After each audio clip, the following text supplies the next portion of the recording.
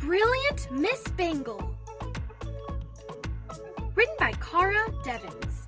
Illustrated by K. Steele. It was the very first day of school at Belford Elementary, and the students were so excited to be back. They jumped rope on the playground, unpacked their pencil cases, and greeted their friends. Over the summer, I saw 6 seagulls at the beach, exclaimed Birdie Frisk. I rode in a car for a long time to visit my Aunt Chelsea, Marty bragged. She has a poodle named Pepper. And I ate hot sauce by accident, admitted Putnam McFarlane. I didn't like it. Summer sure was fun, but everyone agreed it was great to get back to school. Just as the students settled in, however, they were told some alarming news. The school librarian, Miss Stack, had moved away over the summer. That can't be, yelped Birdie. She was my favorite, moaned Marty. Now, said Principal Lyle, we have a new librarian named Miss Bangle, and I think you are all going to like her. Not me, muttered Putnam McFarlane. Clearly you mean, not I, corrected Principal Lyle. Putnam rolled his eyes. Clearly Principal Lyle did not understand. The students talked about how much they loved Miss Stack. She was so nice. She smelled like cinnamon and was always smiling. And last year, she led the students in making bookmarks. Birdie still had hers. Nope, no one could replace Miss Stack. Together, the kids hatched a plan. They would not welcome Miss Bingle. They would refuse to read with her until Miss Stack came back. Everyone loved the plan. Later, when it came time to go to the library, the students exchanged glances. Then they filed into the library and took their seats. Where was Miss Bangle, they wondered. Maybe she'd heard about their plan and simply gone home. That would be lucky. But all of a sudden, the door swung open, and in walked Miss Bangle. The students could tell immediately that she was very different from Miss Stack. Good afternoon, children. I'm the new librarian, Miss Bangle. Here are a few things to know about me. My middle name is Matilda. I've been to Spain 3 times, and I love peaches. Is there anything you'd like to tell me about you? Birdie wanted to tell Miss Bangle that she loved peaches too, but she didn't. Instead, she looked down at her shoes. Okay, well, I guess I'll just have to learn as we go. If there's one thing I always say, it's never too late to learn, and you should never have soup before noon. Oops, that's 2 things. The students had never heard that fact about soup. They really wanted to smile, but they knew better. So, which story should we read today? Asked Miss Bangle. Nobody answered. Marty purposely stared out the window and watched the kindergartners playing in the leaves. Miss Bangle looked around and picked up an old, dusty book. How about this one? It's called The Rise of Lithographic Printing in 18th Century England.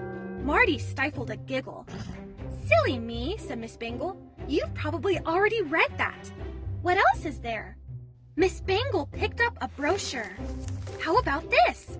It's the town parking policies for holidays.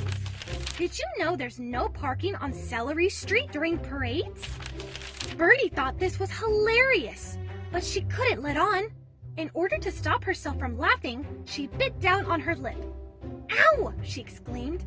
Or I guess we could read this book, Daisy at the Lagoon. Miss Bangle held up a book that looked truly terrific. Putnam had never read it and desperately wanted to know what was going to happen with Daisy at the lagoon, but he knew they couldn't read it.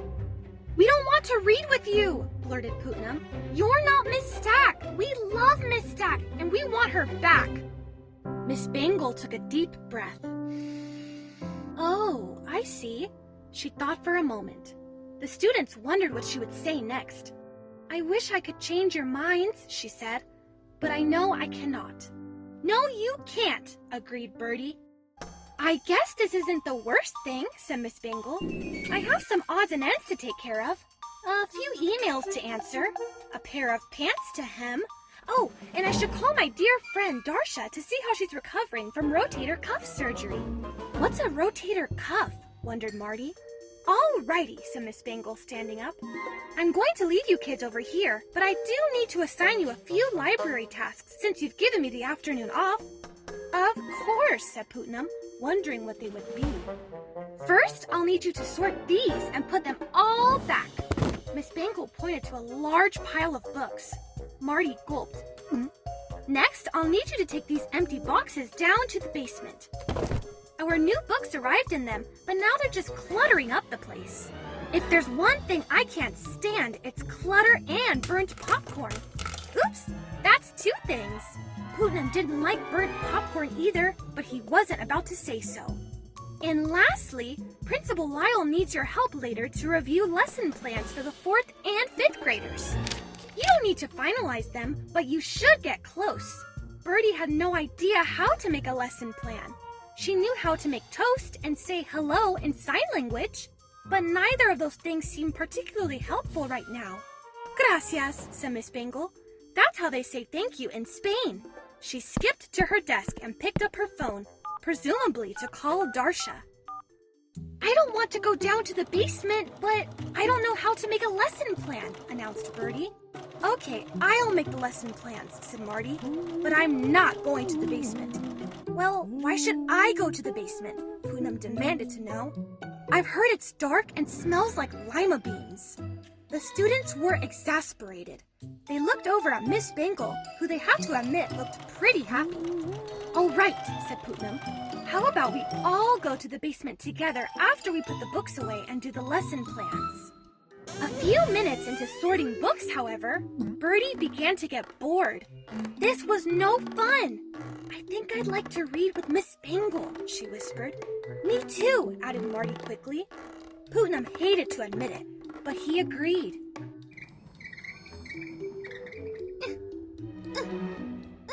Push! I'm trying! Together, the students approached Miss Bangle, who jumped when she saw them. Oh, hello, she said. I forgot you children were even here. Have you had any luck with the lesson plans? Miss Bangle, we think we might like to read with you after all, said Birdie. We know you're not Miss Stack, but you do seem nice. And funny, piped up Putnam. Miss Bangle smiled. Well, okay, she said. I'll just have to finish hemming these pants later on. If there's one thing I won't stand for, it's pants that don't fit and birthday cakes without candles. Oops, that's two things. I keep doing that. The students roared with laughter. They all took their seats in the reading circle and listened intently as Miss Bangle read Daisy at the Lagoon. Later on, the students began to wonder if pretending she didn't want to read with them had been Miss Bangle's plan all along. If so, they had to admit that her plan was brilliant.